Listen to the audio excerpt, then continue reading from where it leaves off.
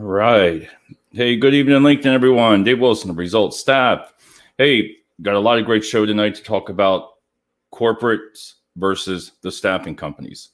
You got to love this one. So be right back after this message.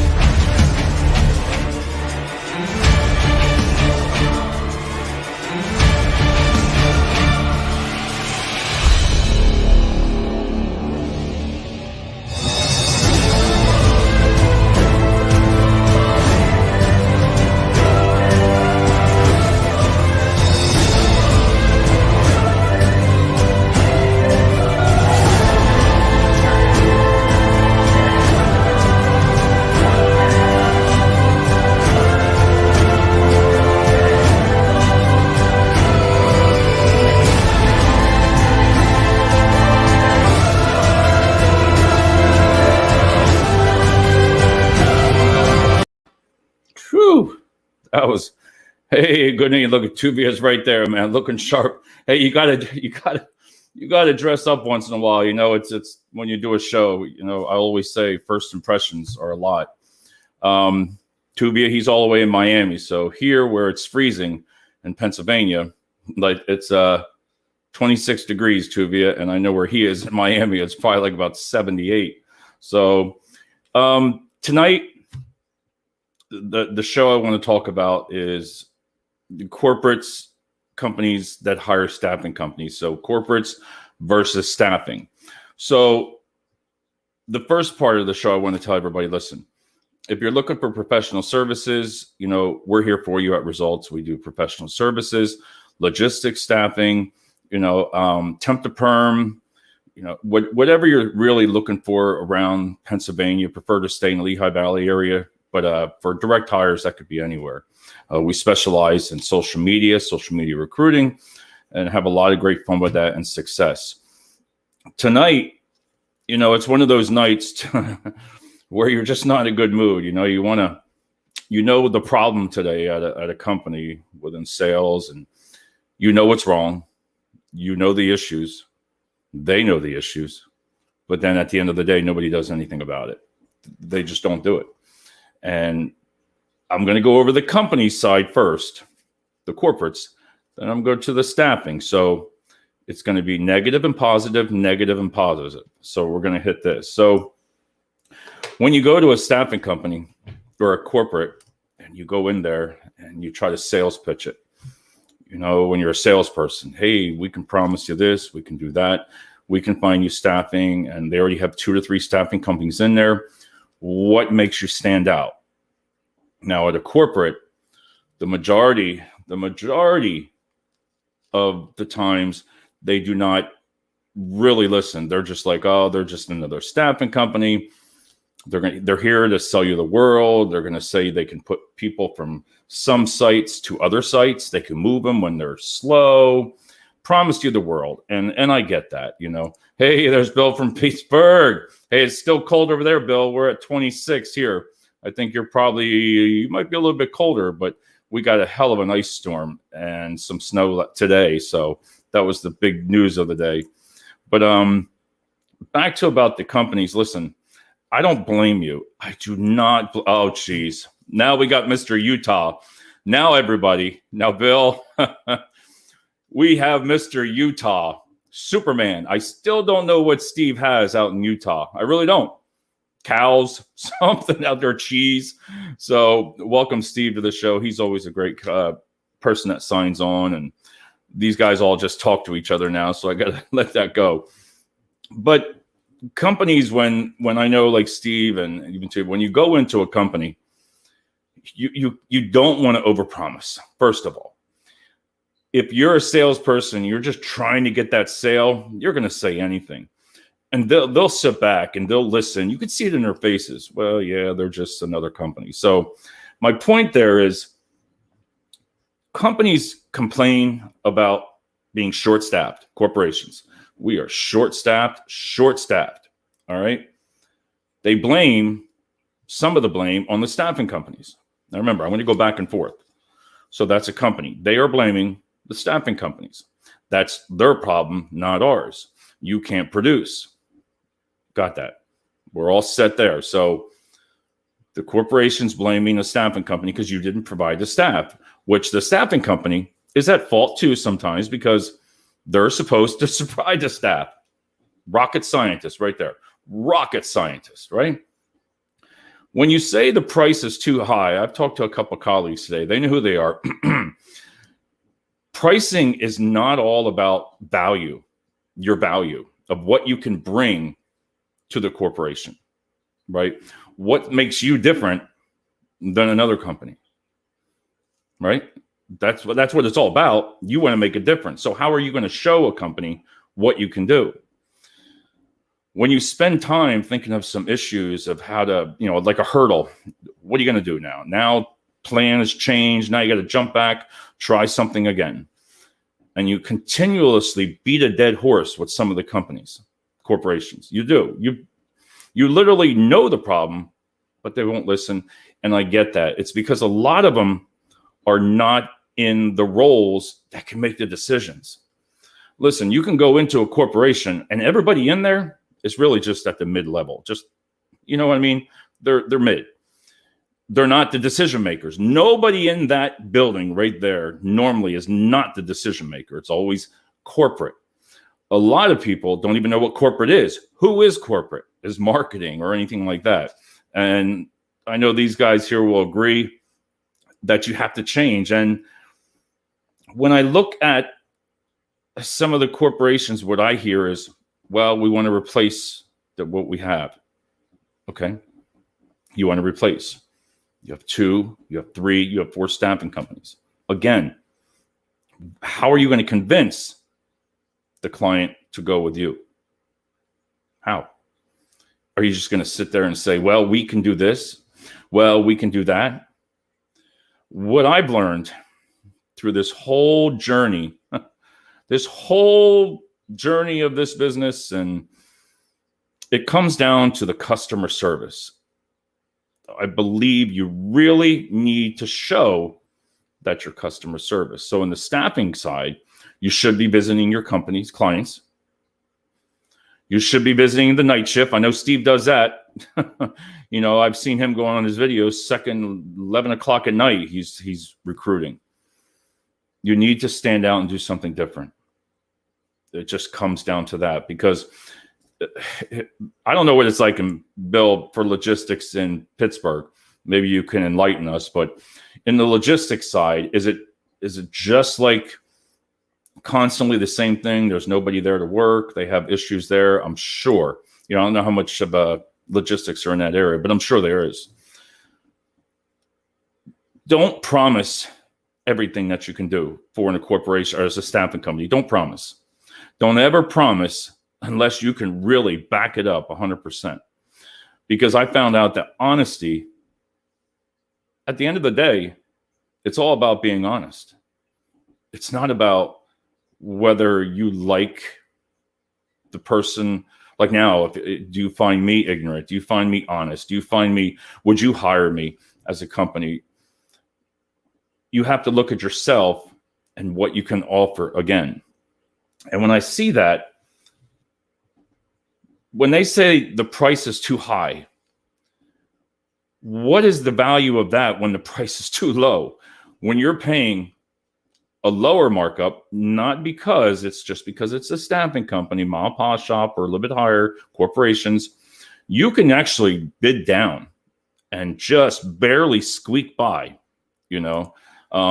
exactly. Under promise, over deliver.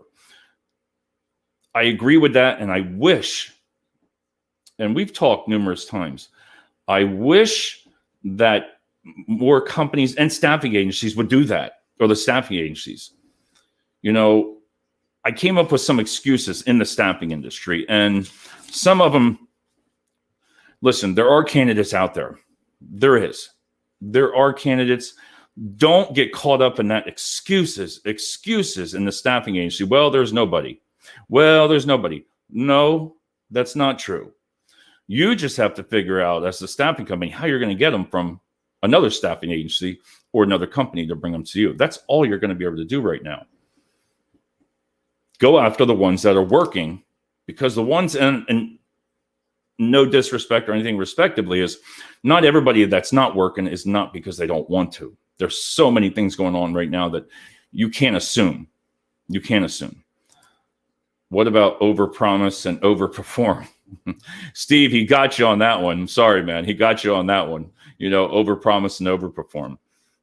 But some of the problems within staffing agencies are there's a lot of administration work. There's a lot that needs to come off of the recruiters. The recruiters need to have more time recruiting, not doing payroll, make sure they checked in and looking at all the reports and before you submit it. It's set up for failure, and it's the truth. There's nothing. We had, as an example, most corporates decide to cut a position to save money. So in my previous employer, this new, don't even get me going on him, but when he came in, let's just cut the receptionist. Let's just do that. 35,000, 40,000. Yeah, right. You know what? We don't want to pay for her anymore, him, right? Okay, so now you just took all the recruiters right there, and now people come in. You don't have a receptionist. Your phones are ringing left and right. The recruiters need help, and they need leaders, as in Steve being in upper management and Bill, and you have to provide leadership. If you're not showing your recruiters what to do, if you're not giving them ideas, if you're not saying we need to utilize different tools, because a lot of the companies' marketing comes down to, this is where I'm going to just say it like it is. Marketing departments in the staffing industry are horrible. Not all of them. There's a couple good ones. There is a couple good ones because they present their company in a way, but they also need to present the company to where you want candidates to come to you. Because who is showing the companies that who you are besides social media? Nobody in marketing is doing live videos. Nobody in marketing is doing the tools. So what happens the majority of the time is marketing comes after those branches, and they'll take that social media away from you. They're gonna control it. They want to control it because they need to have value of themselves, So if marketing would get more involved, and I say that respectively, I don't say that they're not doing it all, but there's a lot of things that the marketing department can do for social media. Not all this. It depends on what type of industries you're looking for. And I say that again respectively. If you are looking for logistics and you're on a job site, right? I mean, on a social media page, I've said this numerous times, marketing will bombard it with irrelevant information. So what was happening is when you scroll on that social media page, where there's an ad that has no relevant, some great quote, right? I do the quotes once in a while. It does feel good, but you don't listen to them. This isn't a show about quotes, and then you're going to walk outside, the dog playing in the snow. Hey, I'm here. I woke up today feeling great. I think I'm going to really work today, and let's just get everybody and feel good, right? That's not like that. So marketing has to decide how are they going to stand out different for even to the branches. How are branches looking at marketing? I didn't even know marketing department. All you did was heard of the names because you would come up. Now, this is against the staffing agencies, is the meetings, too many meetings. And then, all right, I don't believe in marketing. My clients market for me. Correct. And see, that right there is what he says that is a perfect saying. I don't believe in marketing. My clients market for me. That is pretty good too. I got to give you that. You come up with some good ones there. I do like that one. But think about it. I don't believe in marketing. My clients market for me. So what does it mean? So if you're not aligned in the same, right, as a recruiters, you need to let them control the social media on their branch levels. Let them as being admin. Let them do things. You don't understand the whole process of social media. I'm not going to go into all that, but that's just part of it. Let the recruiters do the job the way they need to do it. Provide them the tools. Give them the materials that they need to do. get away from all these webinars. Let me tell you, webinars are great. Don't get me wrong. The webinars you can learn, but not at 1 o'clock in the afternoon when right after lunchtime, all your candidates are coming in. They don't even listen. I know there's recruiters out there shaking their head right now. You'll be working. Oh, yeah, you got the webinar on. Oh, you listen? Hell no. What do they say about that? Oh, hell no. The only time they listen is when a VP gets on, they lock it. They lock that page so you can't check your emails. But then you're on your cell phone anyway. So you're defeating the purpose. Webinars, again, are great. Training is great, but you got to set it up at a different time. You got to set it up when a recruiter can really actually recruit, then pull that person out of the office or put them in somewhere different for training, because you're never going to get the job done. And I know there's some recruiters shaking their head right now. That's right, because you're being bothered with the phone ringing. You're getting texts from Texas. You're trying to get your quota. That's part of the problem. So it's not just about eliminating a position to save money. That's what happened. You don't cut jobs just to save the money on your P&L. Dig deeper. There's other costs that you can save. There is. If you really have a leadership team and you look at the new tools, there's 4, and I'm going to talk about another show, 4 new tools that I do not know why marketing within the corporations and the staffing companies that they're not utilizing. Let it work for you, not against you. Social media is great when you have the proper training, but you don't get it. You'll get a piece of PDF sent to you or something like that. Hey, this is what you do. Log in, blah, blah, blah, blah, blah. That's all bull. That is all totally bull. And that's why I say some of the bigger staffing companies need to have people that are experts at social media. You need to create a position for that so they can oversee. If you have, like Steve, I think you got like 6, 7 branches, 8 branches. That's where it would be nice to have somebody just dedicated to social media, because let me tell you, you will open the floodgates. That is a great quote. You will open the floodgates. If you allow the recruiters and somebody else to do that, you're going to just be like, whoo, right there, right on the spot. So we talked about that on that part. Some of the companies, I'm going to talk about that. All right, here we go. When you're looking for another staffing company, all right, as a corporate, oh, hey, there we go. We got Daryl. Hey, how's it going in Texas there, man? Still all mess? I look at that news and I feel sorry and pray for those people freezing. And, oh, wow, that must be something going on out there. It looks horrible. And you watch it on the news, and I'll tell you what, that can really bother you. But let us know how you're making out. So when a proposal as a corporation now, when a staffing company like ourselves comes into you and offers you a proposal, don't always just look. The first thing that people will go down and look up at the markup. They're gonna. It's fact. They don't care about everything else. There is. Hello, everyone. There he is in Texas. Look at that, warm, and the fire is going. If you don't have a fireplace, I can't even imagine how that is, Daryl, going on over there. What the heck are people doing? I mean, I heard them going out in cars, getting warm, but that only lasts for so long. But don't just look at the markup. I guarantee if I gave you a page and the first thing that your eyes, you're going to want to know the prices. I get it. I really do. But I have to say is, how's it working for you? How is that working for you? Do you think someone that's not going to overpromise, that's going to tell you the truth, that's going to educate you, would you choose them? Would you choose? Listen, the people I told you at a corporation level, at a mid-level, at a site, cannot make those decisions. Now, you know the answer. The majority of, general managers, HR, you know the answers, because it doesn't matter to you about the price. You don't know what the 4 agencies. Go in there and ask, hey, wonder what you're paying, wonder what you're paying, wonder what you're paying. Do you? You probably don't. That's where You know what needs to be done. So as a leader, you need to bring those hard discussions again to your leaders and not be afraid to say anything.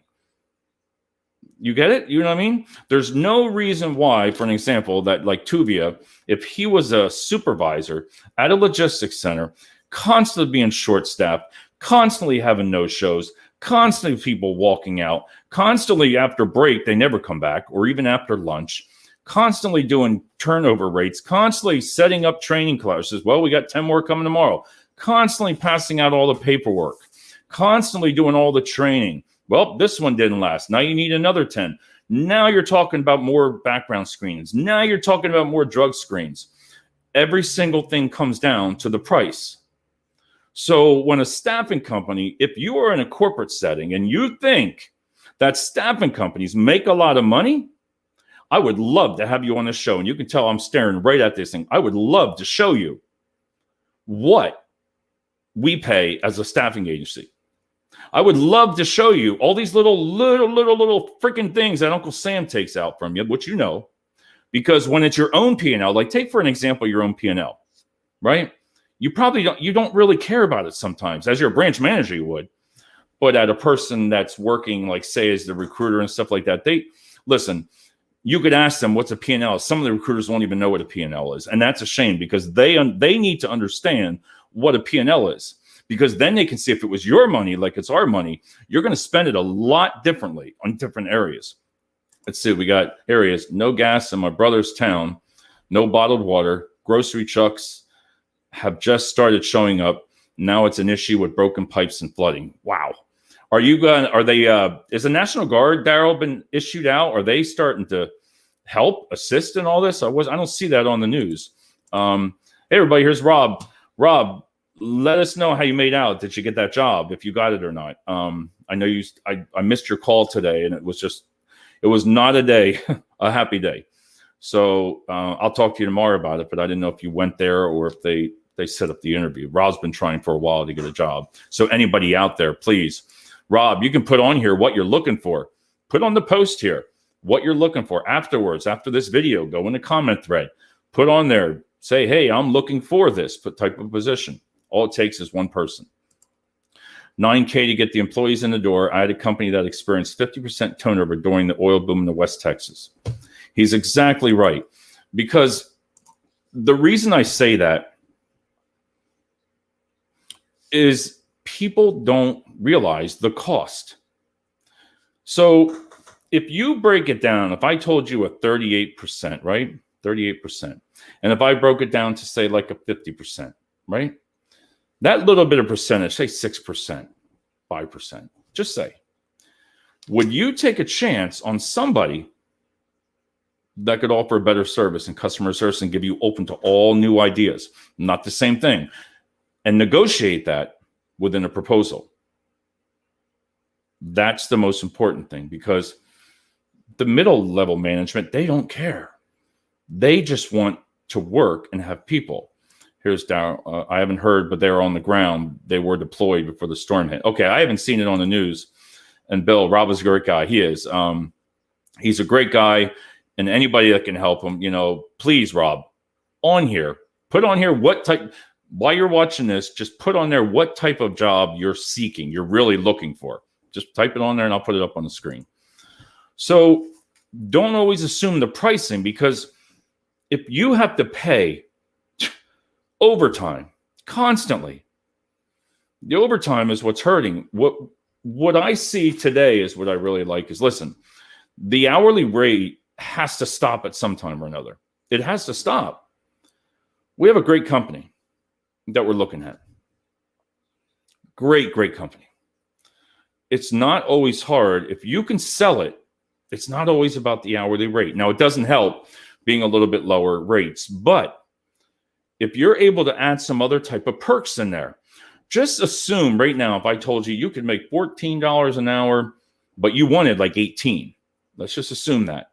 So all of a sudden, 14, but they pay 80% of your healthcare coverage. They give you monthly, quarterly bonuses, monthly or quarterly at this percentage. They give you 5% matching on your 401k. They give you PTO time to take to help your family situate it. This is a new one that I've heard, is they're giving families some cost of living for daycare. So imagine that if it was at 14 and you wanted 18 and you had a company that says, listen, come to us. We're going to give you an extra $100 for your daycare. Think about that. We're going to pay a lot increase of your healthcare. Add that. That's tough, right? Not just some cheesy plan, but a good plan. Look at the perks. Look at that part. All right, here we go, Rob. We're going to give a shout out to Raj. Look, Rob, I have an associate's degree in electronic engineer, but mostly been an electronic technician. So, look, I mean, I haven't heard of him on the. Okay, here we go. Thanks, Bill. Bayer Corporation. So again, I'm going to do this for Rob. I have an associate's degree in electronic engineering, but mostly been an electronic technician. Anybody out there realizing? And Rob, if you want to put up here also where you're at. What area? I'll put that up there. Rob, what have you been in e-tech and what industry? Have you looked at I&E tech positions and where they're looking? These guys will talk back and forth. And this is the power of social media. And the reason I say that is because this right here, again, I always say about the shows, this is being live broadcast against 5 other platforms. So when a company says, now just hear this out quick because that's one of it, negotiate that you're able to allow to utilize the name of the company. Negotiate. If you're a corporation, you're a VP right now, you're CEO, doesn't matter, decision maker. Oh, there he is, right there. He's outside of Pittsburgh. Okay. I was an e-tech supervisor. Okay. So he's outside of Pittsburgh, and I'm sure he'll write that. Thanks, Bill. But we're really trying to help Rob. Rob's a good guy. But negotiate that into the proposal. Doing live videos at the site. Think outside the box here. You have a table set up. You got lights. Listen, there's so many lights here. I can't tell you. 1, 2, 3, 4, 5, 6, 7. There's 13 freaking lights on me here. It's hot. And then it takes me 10 minutes to turn them off. But if you were just to think outside the box, I've said it to a couple different companies. Let me interview your staff. Let us interview your staff. Have fun. Set up the table, put the lights. Let's talk to your supervisors. Let's talk. Let's talk to somebody. Ask some of your employees in there, hey, you want to come on live video? Put your company out there, who you are. Does it really matter that if I said, I always like Nestle Waters, Nestle Waters, Nestle Waters. Do you think Chris Heckman of Nestle Waters is going to say, Dave, don't say my name? It doesn't hurt to say it. Thank you, everyone. Yeah, and please reach out, Rob. Post Rob in the comments or attach your friggin' resume to it, man. Who cares? You take advantage of something. That one person in PA is watching this. They might know of a job that you can reach out to. But there again, you're helping people with social media. Look, we have people all around the states here watching. So you got a person in Texas, Florida, Pittsburgh, it's everywhere. So look at getting your brand out there. Don't worry about marketing. Marketing is horrible. I'm sorry, the marketing around here is just horrible. If marketing would just put your name out there more. Don't be afraid. What hurts about saying your name? What's it going to hurt? It's not going to hurt anything. It's only going to get you have to be known, because if you're not making noise and telling everybody what you offer, what your culture is, they might come to you. Seriously, they might come to you because they see your ads. Listen, I saw again some of the staffing companies. If you take a look at some of those ads that some of those recruiters or your staff is placing them on, even corporate ones, take a look, because you will literally look at that and say, what the living heck is that? It's getting shorter and shorter, and it's not even explaining what the company is. Let's make some noise. I told Tuvia before, we had a conversation today, and I was pissed off to the world. I swear to you, I mean, just when you think you have something, you can help. Now, it's not over yet, but you really want to help somebody. You want to help a company that you know you could really make a difference. But when it comes down to revenue, when it comes down to just we're going to forward it to corporate, it's dead in the water. It's dead. The chances of that coming back, and I feel sorry for the people on the floor. Your workers on the floor are your best ways to solve your problems. Go figure that. Again, I'm going to take you back to the military, and Daryl can say that. You are allowed to say what you want, permission to speak. And I say that a couple times because you didn't get in trouble for it. Now think about that today. If you could walk up, if you're a BP, you come down, everybody prepares for you cookies, donuts, and bagels and orange juice, and you come in, you're late for 2 hours. You walk in with everybody else with your sunglasses on or whatever. You sit down, you don't even listen to the friggin' people at all. Then you leave. So everybody says, well, did she come today or he? Oh yeah, but you only spent. That's what's wrong. You can tell I get irritated at that because that's what's wrong. You showed nothing.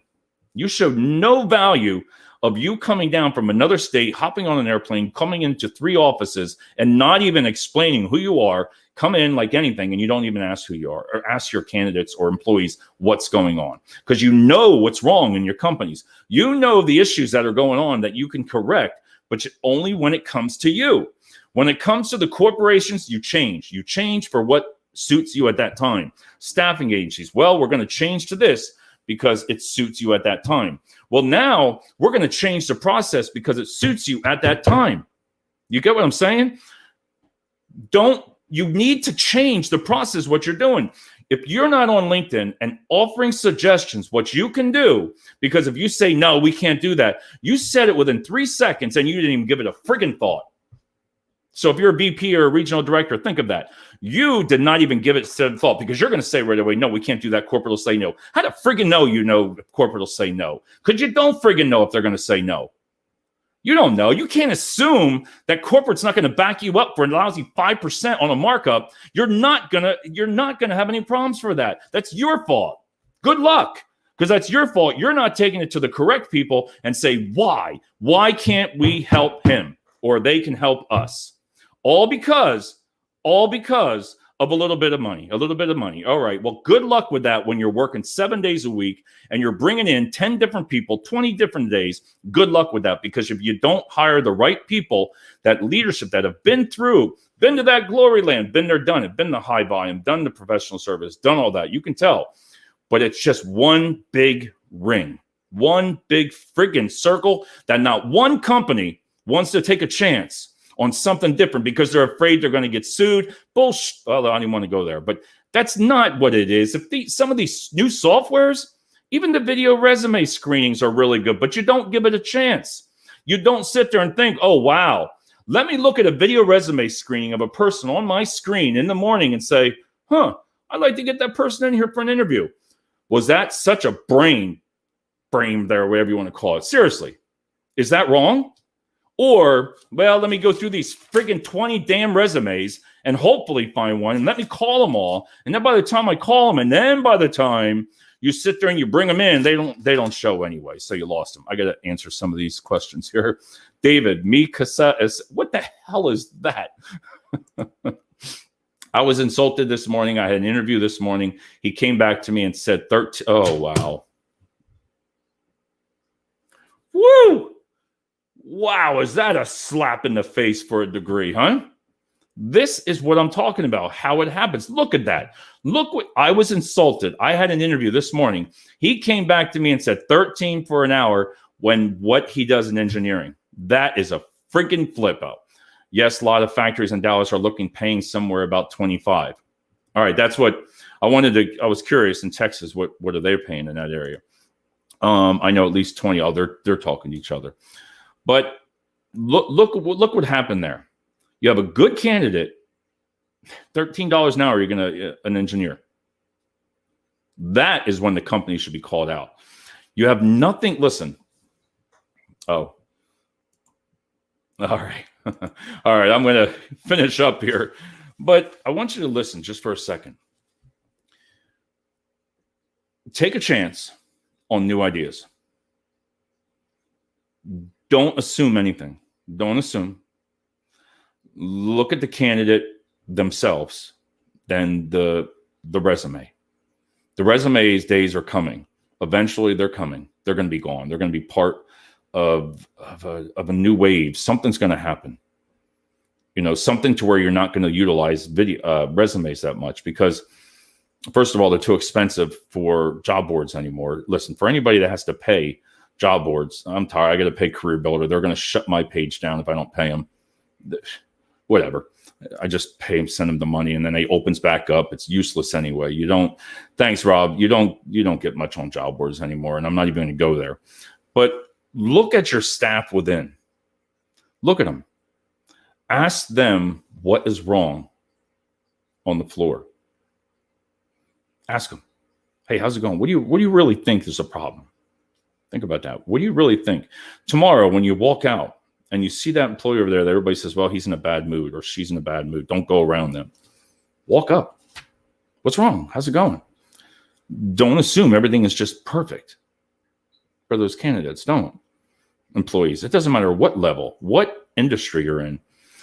You have to find out what is the problem. And you need, as leaders, to come up with a solution. Not just go into that meeting and just be afraid. Because a lot of people are. A lot of salespeople don't. They'll just throw it up here. You know what? They just tell you what you want to hear, and you're going to be kumbaya. You're going to walk out of that meeting, but nobody really follows up of what they're going to do. Do you know of the software? If you're in marketing right now, do you know there's software that could really, really help you? That could really take you to another level of all your platforms all at once. And it's legal. You're not going to get sued. All the precautions are there. You could talk with the companies. Listen, everything, the way I always say when everybody says it's secured, send it to the cloud. Think about it. Send it to the cloud. That's safe. Well, you don't want to use this software. Send it to the cloud. See how that goes for you. Because the cloud, everybody goes there, realize you're not going to find the most perfect person out there. And you're right. And to Rob's approach there is you're not going to find that perfect candidate all the time. That one that you want 100% or 80, you need to start looking. And I've told people, I just wish sometimes they would listen, is you need to train. We've talked about it numerous times, 30 to 40%. If they match 30 to 40%, set up a training program. The cost is nothing up front versus how you can show value at the end of it. So if you're really looking for a new ideas, a new company, do your research on them. Check them out. Wow, look at this, man. Look at all these videos. Look at this company, what they're doing. Look what they're offering. Look at your job boards. Teach your recruiters how to do a proper job posting. A lot of them just copy paste. Listen, I am no expert in handwriting or vocabulary, but I paid for a year of Grammarly. I have improved 70%. It was only $139. That's it. I have improved so much to where the mistakes are so less for $147. And I'm not afraid to say I utilize it. You utilize the free version. Try the paid version. Let me tell you, you will sound like an expert. So don't be afraid of everything. All right, I'm going to finish up here, but let's see. Rob, my friend, works for Bayer in Lubbock as INE at $45 an hour. See, wow. Purple squirrels and rainbow unicorns. All right. On that note, everybody, thanks a lot for the show. I really enjoy when you guys come on and girls. I love it. Have a lot of great discussions. And if we can help Rob out there, Tuvia, Steve's in Utah, nobody knows where Utah is. I think, again, if you Google Utah, I think there's cheese on that note. But I hope you learned something tonight and really go into work tomorrow with a kind of little different attitude, not just wake up, smiles, feed your dog, and, you decided to take a walk and now you're doing so well, and make those hard decisions and conversations. Don't ignore them. Try something different. Whether you have an idea, don't let them say, no, it's not going to work. Show them why. Show the value of what you have to offer. Listen, when we get somebody in front of this computer, and if you could see what I see on the social media behind the scenes and what you really can accomplish, I'm telling you, it's priceless. It will take so much pressure off your back to where you can concentrate as a corporate recruiter or a staffing recruiter. You'll reduce the time. You will feel so much better not knowing that you have to post something every day. And if you take 2 hours, you can do it throughout your whole system. You know, there's things set up for corporations. It's not that expensive. It's running all itself.